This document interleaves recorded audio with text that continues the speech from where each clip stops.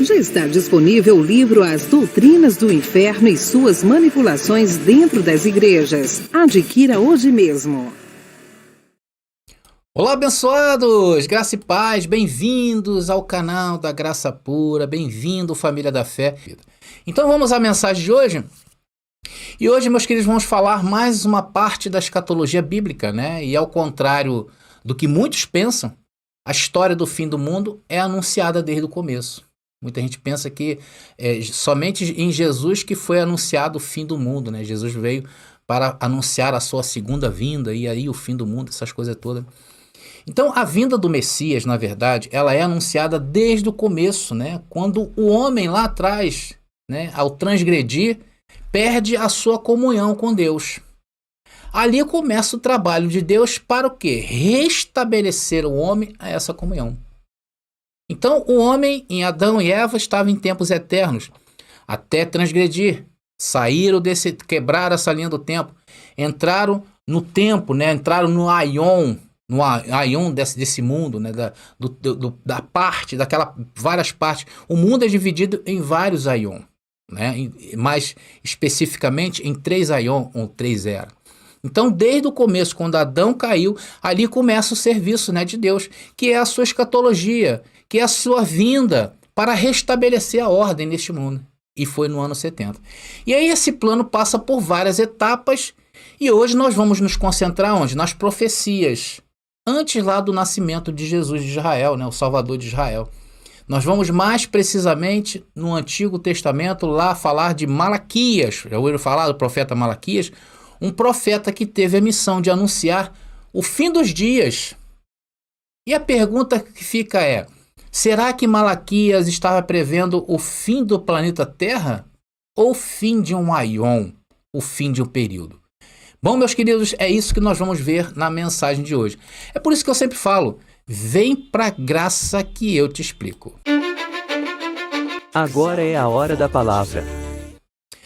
Meus amados irmãos, para se entender plenamente o ministério de Jesus, Jesus de Nazaré, temos que ir no passado para entender o presente de Jesus, principalmente quando ele anuncia a sua segunda vinda e o fim dos dias.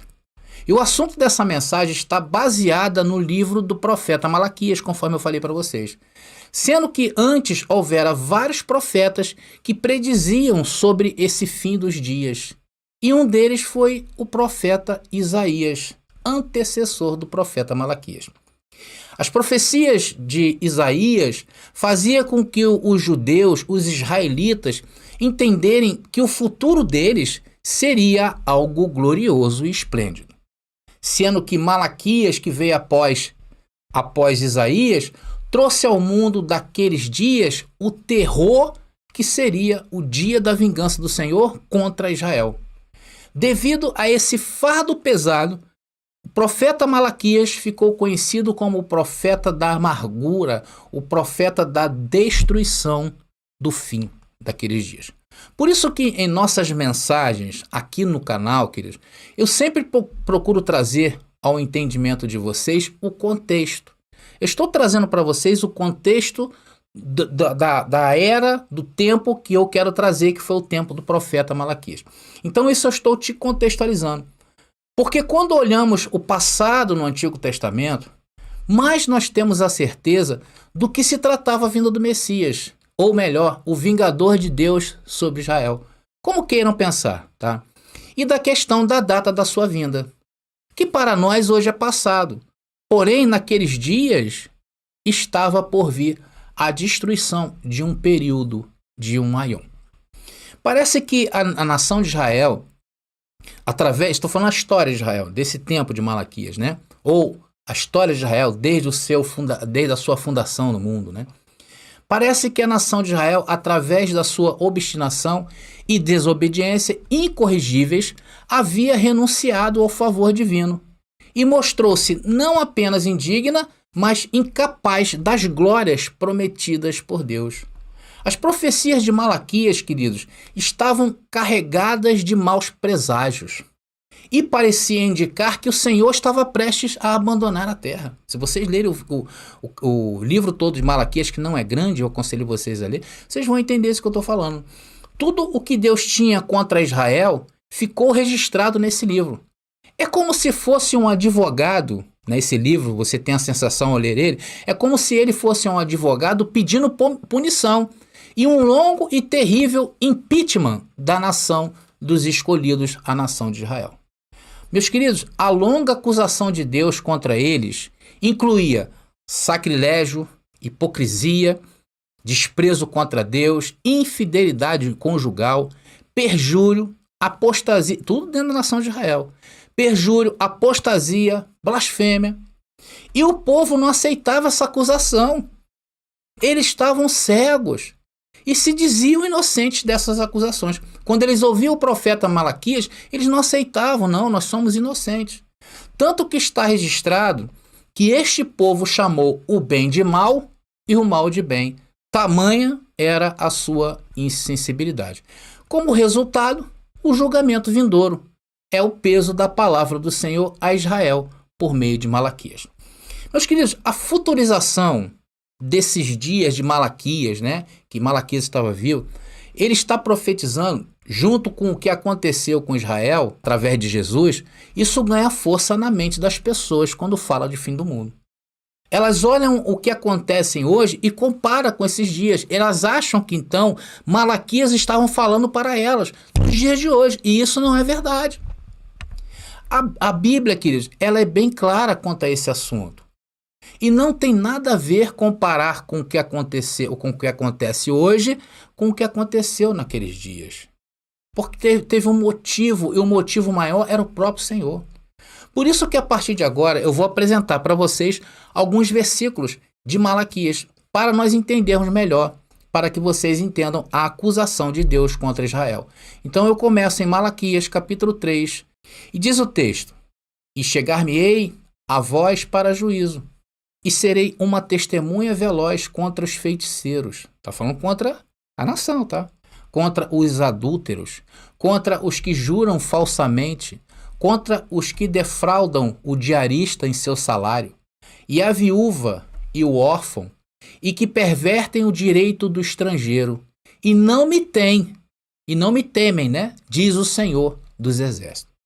Então isso, queridos, não é para você hoje, tá legal? É um texto dentro de um poderoso, dentro de um firme, dentro de um rígido contexto, e eu não posso descontextualizar isto aqui para os dias de hoje, porque isso aqui está referindo-se a um tempo, porque se eu fizer isto, descontextualizar isso e usar para os dias de hoje, porque parece os dias de hoje, sim ou não? A gente olha hoje para esses lugares, parece que está falando desses lugares aí que chamam igreja. Eu não posso fazer isso, porque se eu fizer isto, eu estarei te enganando, como está fazendo o cristianismo tradicional há 2000 anos atrás. Agora vamos mais um pouquinho na frente, em Malaquias capítulo 4, agora no versículo 1. E diz o texto: Porque eis que aquele dia vem ardendo como fornalha. Essa é a acusação de Deus. Todos os soberbos e todos os que cometem impiedade serão como a palha. E o dia que está para vir os abrasará, diz o Senhor dos Exércitos. De sorte que eles não deixará nem raiz, nem ramo. Olha isso. Ou seja, seria uma destruição total. Algo que jamais a terra vai ver novamente. Essa é a grande verdade. Ah, André, mas teve outras guerras tão sanguinárias quanto esta. É verdade. Mas o motivo desta é que nos causa esse espanto até os dias de hoje. Então isto é uma ameaça clara. Isso não é uma ameaça vaga e sem sentido. É evidente a partir dos termos claros definidos com os quais é anunciado. Vocês estão entendendo por que está sendo anunciado isso. Tudo aponta para uma crise iminente jamais vista na história da nação de Israel, quando Deus infligiria julgamento sobre o povo rebelde. O dia estava chegando. Aí diz, o dia que arderá como uma fornalha. O que esse dia se refere? A um dia qualquer no futuro indefinido, indeterminado e sem contexto? Será que nós podemos dizer isso? Claro que não. Aqui está falando de um período, de um aion, e há um evento específico e que não se admite dúvidas. Meus queridos, as provas que esse livro traz para nós são robustas. Nós não temos como descontextualizar isso aqui. Veja o que Joel predisse alguns anos antes, alguns anos atrás aí desse contexto de Malaquias e que corrobora com isso que nós estamos falando. Joel capítulo 2, versículo 31. E diz o texto: o sol se escurecerá, a lua se tornará vermelha como sangue, antes que chegue o grande e terrível dia do Senhor. Meus queridos, o que eu já ouvi falar sobre esse versículo não está no gibi, queridos. Todos os pregadores hoje do sistema religioso, quando leem isso, eles pregam como se fosse um evento para os dias atuais. E aí o que acontece? Vocês sabem que muitos fenômenos naturais acontecem, Só que o homem, anteriormente, não tinha a tecnologia que nós temos hoje para prever algo até mesmo antes de acontecer. Não tinha, as coisas aconteciam e eles ficavam muitas vezes sem saber. E hoje eu vejo muitos dos futuristas, pastores, padres, quando acontece um evento desse como a lua de sangue há pouco tempo atrás, o que eles linkam? Com a vinda do Senhor. Então, quando acontece um fenômeno, entra em cena quem? Os futuristas. Porém, queridos, nós não podemos admitir a Bíblia como uma coxa de retalhos. Atenção. Eu não posso ir remendando esse versículo com aquele versículo. Aí depois eu pego aquele outro lá na frente, eu pego o outro lá atrás, vou criando essa coxa de retalhos que virou a escatologia futurista. Eu não posso fazer isto e, diante dessa coxa de retalho, aplicar a minha interpretação. Eu não estou dando a minha interpretação. Eu estou mostrando Bíblia dentro de um contexto. Isso que eu estou falando é tão verdade, que mais na frente, após a crucificação, ressurreição e ascensão aos céus, encontraremos uma clara referência de Joel no discurso do apóstolo Pedro no dia de Pentecostes, em Atos capítulo 2, versículo 20, e ele usa uma réplica de Joel aí, Joel capítulo 2, versículo 31. O sol se escurecerá e a lua se tornará vermelha como sangue, antes que chegue o grande e glorioso dia do Senhor. Então, Pedro está reverberando, está dizendo que esse dia estava próximo.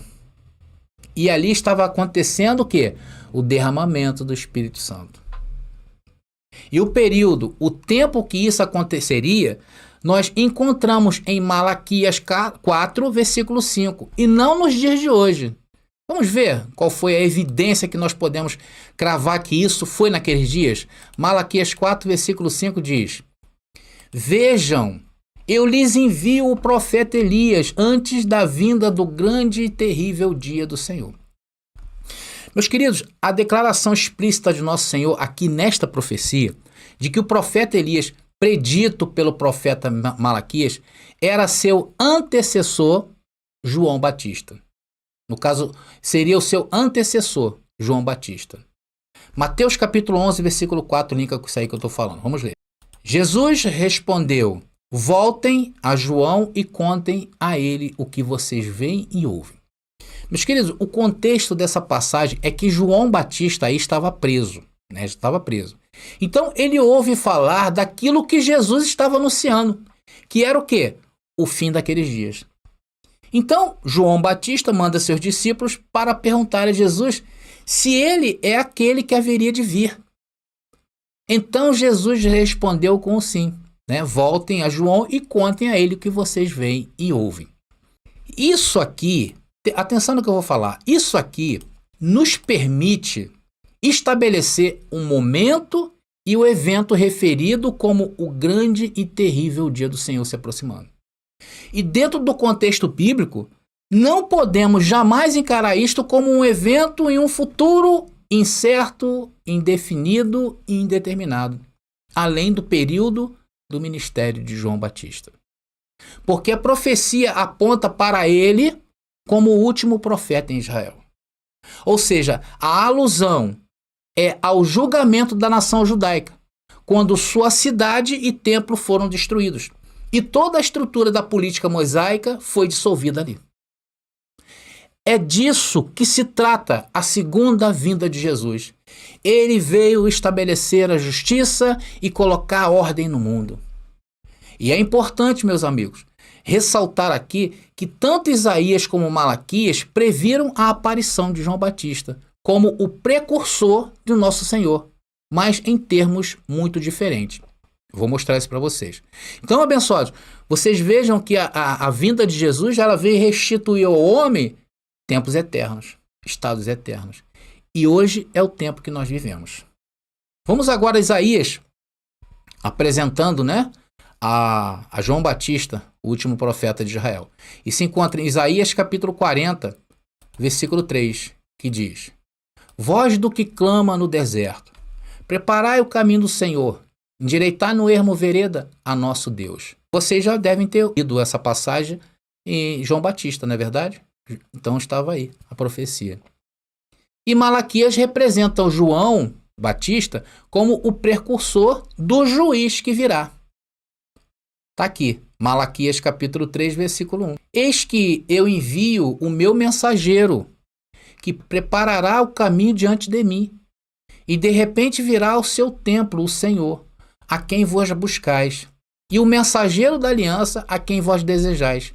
Eis que ele vem, diz o Senhor dos Exércitos. E no verso 2, afirma que esta é uma vinda a um julgamento. E isso encontramos de forma clara, e que descrevem o alarme e a consternação causados por sua manifestação. Vamos ao versículo 2 agora do capítulo 3. Está aí. Mas quem suportará o dia da sua vinda? E quem subsistirá quando ele aparecer? Ou seja, quem ficará de pé, quando ele aparecer, diz uma outra versão. Isso não é apropriado dizer que se refira à primeira vinda de Cristo, tá? Porque o sistema religioso gosta de pegar essas passagens aí de Malaquias e dizer que ele estava falando da primeira aparição de Cristo. Não se encaixa. Não se encaixa na primeira vinda do ministério de Jesus de Nazaré como homem. Mas se encaixa perfeitamente na segunda vinda. E eu vou mostrar para vocês. Lá em Apocalipse há uma clara alusão a isto. Vamos ver? Apocalipse capítulo 6, versículo 17. Por isso que não fala da primeira vinda de Jesus. Está aí. Pois chegou, Apocalipse capítulo 6, versículo 17. Pois chegou o grande dia de sua ira. E quem poderá sobreviver? Meus queridos, veja como tudo isso vai se encaixando. Quando você olha para o passado, quando o passado te indica uma data, quando o passado te dá a convicção de um tempo, a partir dali, abençoados, é só vocês irem seguindo e vocês vão parar no ano 70. E isso, meus amados irmãos, me traz uma paz tão grande, vocês não imaginam. Isso é de uma lisura tremenda. É de uma forma incrivelmente racional a segunda vinda de Jesus. Não algo louco, Porque parece que hoje, abençoado, inclusive, muitos ateus gozam na cara dos crentes, Judeus, muçulmanos, várias religiões, justamente por eles se embananarem aí nessa questão da vinda de Jesus. E o que nós estamos falando aqui é uma coisa muito linda e maravilhosa. E eu me sinto honrado por Deus por entender isto. Eu me sinto limpo ao passar as coisas para vocês. De ser um filho de Deus que usa a sua vida para iluminar a vida de outros abençoados. Me sinto honrado por isso, por passar essa mensagem limpa para vocês. E a prova disso é que o canal não para de crescer. E olha, não vamos parar por aí, porque o Senhor está constantemente nos revelando coisas novas e tremendas e profundas, coisas que irá mudar o mundo. Eu recebo isso na minha vida. Mas vamos voltar à mensagem aqui. Meus queridos, vejam que aí em Apocalipse capítulo 6, versículo 17, deixa eu voltar de novo aqui, é onde diz: os reis da terra, os grandes, os ricos, os capitães. Se vocês forem ver um pouquinho antes do versículo 17, você vai ver essa referência. Eles são representados como escondidos da face do que está sentado no trono e da ira do Cordeiro, dizendo: o grande dia da sua ira chegou, e quem poderá subsistir? Meus queridos, nada pode ser mais claro de que o dia da sua vinda. Em Malaquias 3, versículo 2, é o mesmo grande e terrível dia do Senhor.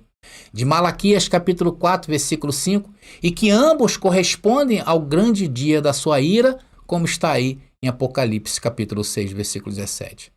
Tudo harmoniosamente claro e limpo, né, abençoado?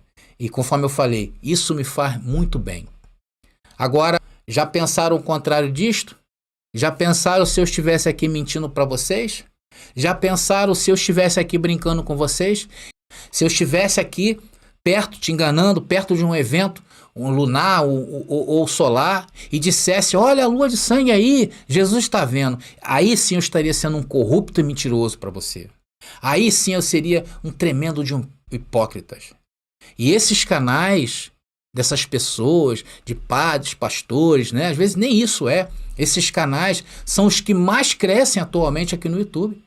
Colocou coisas místicas no canal e mentirosas, pronto. O povo corre lá para assistir.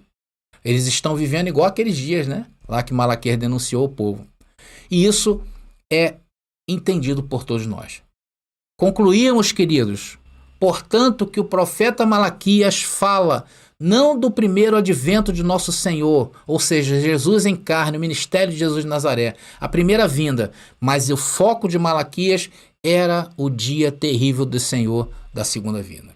E isso é entendido quando o próprio Senhor disse que a cidade deveria ser deixada deserta. Jesus falou isso, não falou? Se referindo à sua assolação, a destruição e a derrubada do templo. E o templo, queridos, era o centro da vida da nação, o símbolo visível da aliança entre Deus e o seu povo.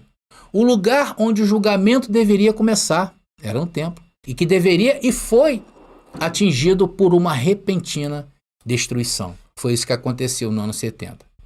Então, meus amados irmãos, levando em conta todos esses detalhes, a vinda repentina do Senhor ao templo, a consternação, o abatimento que acompanha o dia da sua vinda, a sua vinda como fogo purificador, a sua vinda para julgamento, o dia que arderá como a fornalha, todos os que praticam a maldade serão como palhas, não os deixará nem raiz nem ramo, todo esse contexto que eu apresentei para vocês, junto com a aparição de João Batista, o segundo Elias, antes da chegada do grande e terrível dia do Senhor, é impossível resistir à conclusão de que aqui o profeta prediz a grande catástrofe nacional em que o templo, a cidade e a nação pereceram juntos, e que isso que foi designado como o dia da sua vinda. E quando isso aconteceu, aí onde eu falo, nós cravamos um período exato. E nós vamos na história e encontramos no ano 70 depois de Cristo as tropas romanas do general Tito, depois de um cerco que durou 6 meses, entram em Jerusalém. Não pouparam crianças, não pouparam idosos, não pouparam grávidas. Todos os que estavam dentro de Jerusalém foram mortos, a cidade saqueada e o templo foi derrubado, pedra sobre pedra. Assim foi a parousia, a segunda vinda de Cristo. E o importante notar é que a ideia não era salvar a nação, e sim de destruí-la. Deus deixou bem claro isso, que iria destruir esse povo. Ao mesmo tempo, embora o julgamento e a ira sejam os elementos predominantes destas profecias, características de um caráter diferente não estão totalmente ausentes. O dia da ira também é um dia de redenção. Houve sim um remanescente fiel, mesmo entre a nação apóstata. Há ouro e prata para refinar, e joias para juntar, bem como a escória para rejeitar e restolho para queimar. Os 144 mil foram salvos da destruição. Mas isso é um tema para um outro assunto que eu já abordei aqui, inclusive. Então, naqueles dias foram poupados.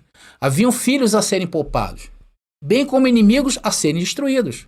E o dia que trouxe a consternação e escuridão para os ímpios, veria o sol da justiça nascer, com cura em suas asas sobre os fiéis.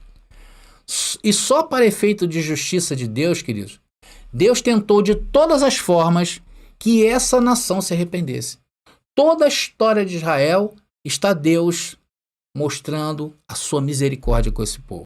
Eu digo uma coisa para vocês: se a nação de Israel voltasse a Deus naqueles dias, ele retornaria a eles.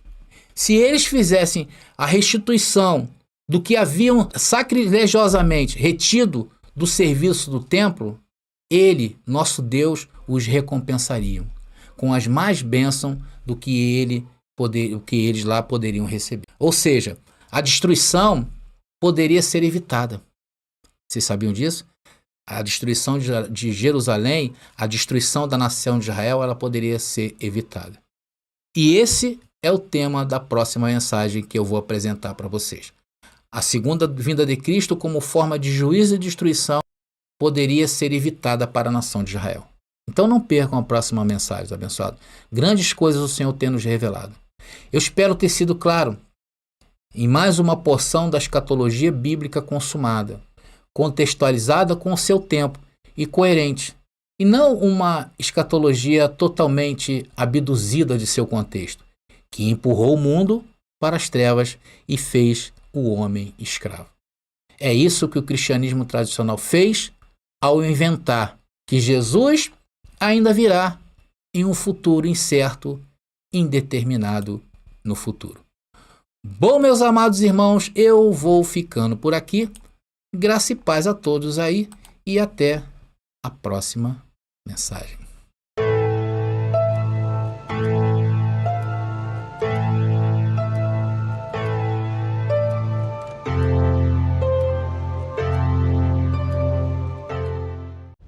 Você pediu nossos estudos em apostilas? Já chegaram e estão disponíveis. Elas estão divididas em 10 temas com referências, esboços e comentários. Ideal para quem quer ensinar em família, em reuniões ou mesmo para quem deseja abrir um canal no YouTube. Faça contato agora mesmo pelo nosso WhatsApp 21 979 87 46 68 21 979 87 4668. Nossas apostilas foram feitas para você ensinar com qualidade e harmonia com a palavra.